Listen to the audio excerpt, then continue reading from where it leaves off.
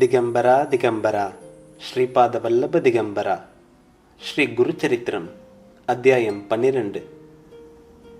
நரஹரியின் தாய் தனது மகனிடம், மகனே, 12 வருடங்கள் பிரம்மச்சாரியாக வாழ்ந்து பிறகு கல்யாணம் செய்து கொண்டு பிள்ளைகளை பெற்று இல்லற வாழ்வை அனுபவித்து யக்ஞ யாகங்களை செய்து புண்ணியத்தை பெற்ற பிறகு இறுதியில் சந்நியாசியாக வேண்டுமே தவிர நீ இப்படி ஏதோ வைராகியத்துடன் சந்நியாசியாவது தவறல்லவா என்று வேண்டினாள். அதை கேட்ட நரஹரி, அம்மா, இந்த உடல் நிரந்தரமானது அல்ல, நீர்க்குமிழ் போல் சீக்கிரமாக அழியக்கூடியது. மரணம் இல்லை என்பவன் எவனும் கிடையாது. மரண தேவதையான யமன் ஜீவிகளை தொடர்ந்து கொண்டே இருப்பான். மனிதனுக்கு தன் வாழ்க்கை எப்பொழுது முடியும் என்று தெரியாது. கடன் கொடுத்தவன் தன் கடனை திரும்பி பெறும் நேரத்திற்காக நாட்களை எண்ணிக்கொண்டிருப்பதைப் போல் மரண தேவதை கூட மனிதர்களின் வாழ்நாளை எண்ணிக்கொண்டிருப்பான்.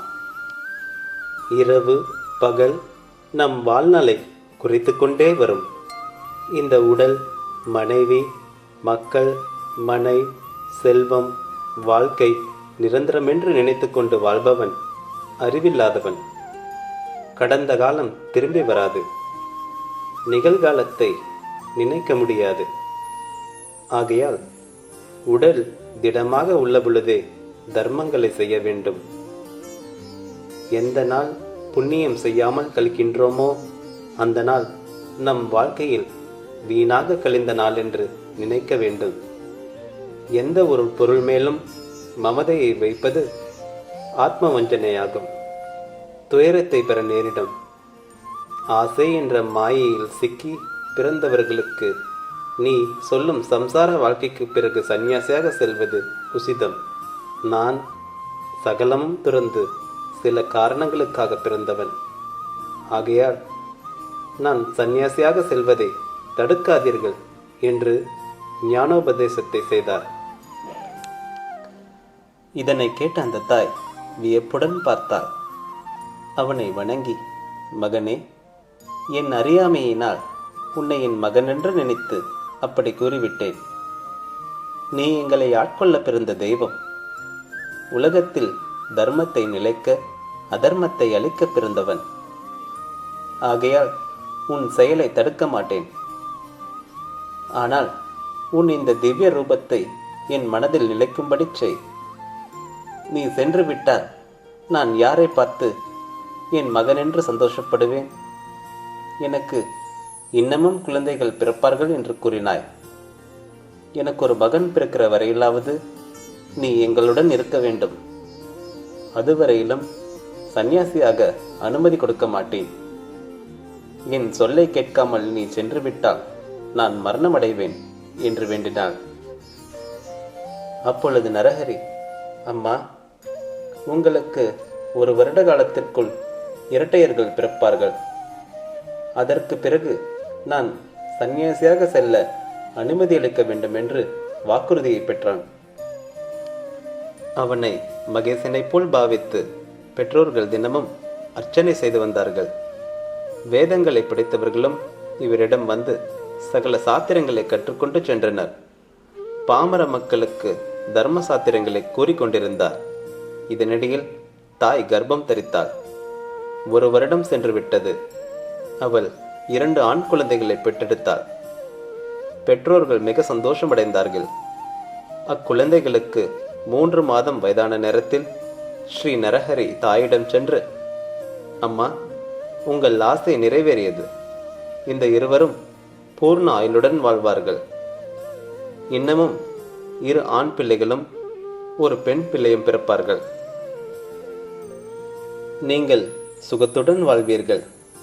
ஆகையால் நான் செல்வதற்கு அனுமதி கொடுங்கள் என்று கேட்டார். பெற்றோர்கள் அவரை வணங்கி, மகனே, நாங்கள் எங்கள் அறியாமையினால் உன்னை எங்கள் மகனென்று நினைத்தோம். நீ எங்கள் குலதெய்வம், உலகத்தை ஆட்கொள்ள பிறந்தவர். எங்கள் மகனென்று நினைத்து உன்னை திட்டியிருந்தால் எங்களை மன்னித்துவிடு.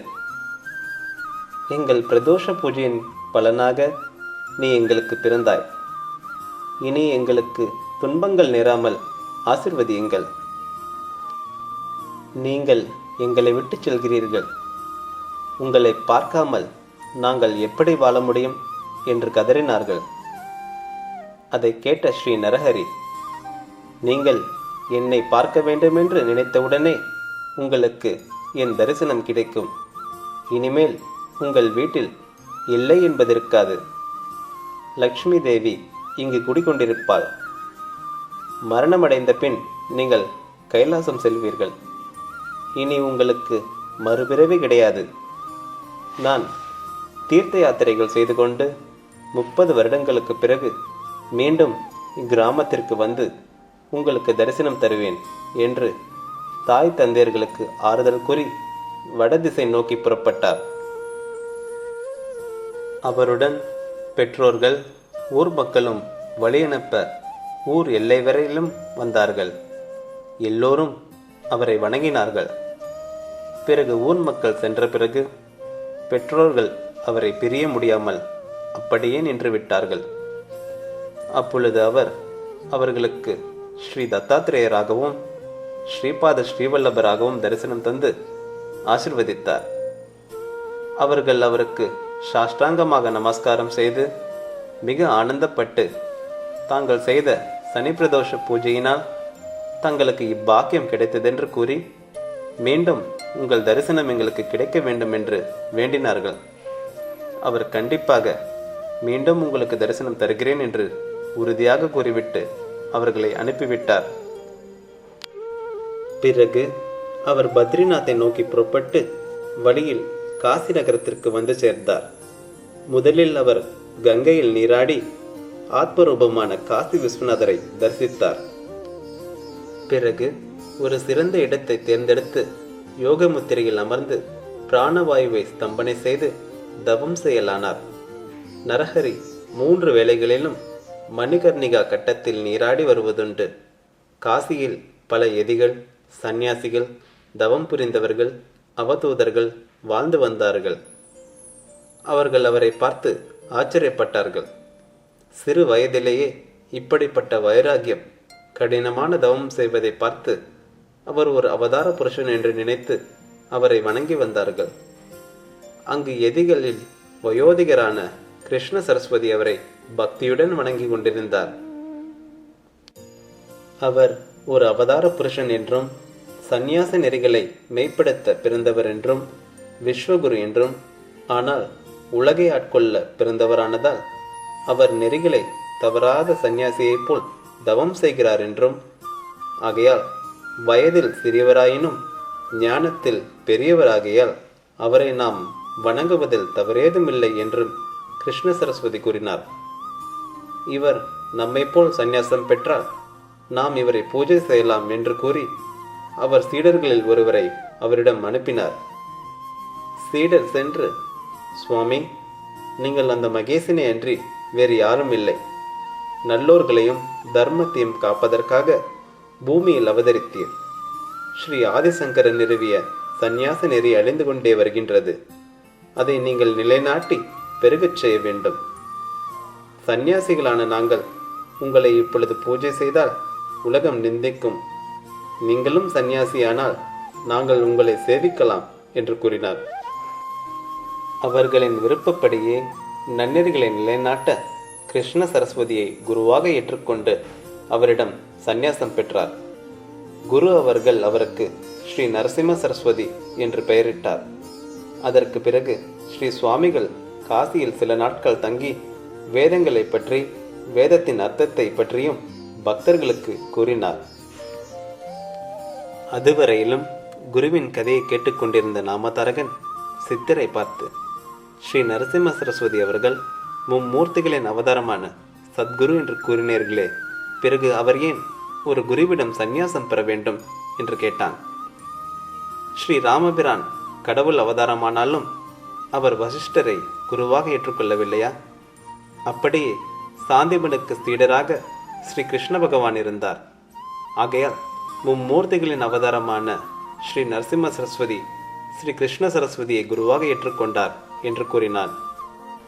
அப்படியானால் இக்குரு சம்பிரதாயத்தை விவரமாக கூறுங்கள், கேட்க ஆவலாக உள்ளது என்று வேண்டினான். சித்த முனிவர், முதற் குரு சதாசிவன், அவர் சீடர் விஷ்ணு, விஷ்ணுவின் சீடர் பிரம்மதேவர், அதற்கு பிறகு பிரம்மாவிற்கு வசிஷ்டர், சக்தி, பராசரர், வியாசர், சுகர், கௌடபாதர், கோவிந்த பகவத்பாதர், சங்கர பகவத்பாதர், விஸ்வரூபர், போதஞானகிரி, மலையானந்தர், யாதவேந்திர சரஸ்வதி, பிறகு கிருஷ்ண சரஸ்வதி. இந்த கிருஷ்ண சரஸ்வதி சுவாமிகள் தான் சத்குருவாகிய ஸ்ரீ நரசிம்ம சரஸ்வதி அவர்களின் குரு ஆவார் என்று கூறினார். ஸ்ரீகுரு அங்கு சில காலம் தங்கி பல பேரை சீடர்களாக பெற்று புண்ணிய தலங்களை தரிசிக்க சீடர்களுடன் புறப்பட்டார். அவர் முதலில் பதரிகாசிரமத்திற்கு சென்று அங்கிருந்து மேருமலையை வலம் வந்து எல்லா சேத்திரங்களையும் தரிசனம் செய்து புண்ணிய நதிகளில் நீராடி கங்காசாகர சங்கமத்தை வந்து சேர்ந்தார். அங்கிருந்து பிரம்மசேத்திரமான பிரயாகைக்கு வந்தார். அங்கு அவருக்கு பல பேர் சீடர்களாக ஆனார்கள். அங்கு அவர் மாதவன் என்ற பிராமணனுக்கு தத்துவம் உபதேசித்து சந்நியாசம் அளித்தார். அவதூத சிந்தன ஸ்ரீ குருதேவதத்தர்.